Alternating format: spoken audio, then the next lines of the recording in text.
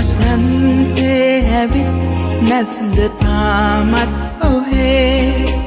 පාළුයි වගේ නැද්ද තාමත් හිතේ වසන්තේ ඇවිත් බොහෝම කාලයක් මෙහි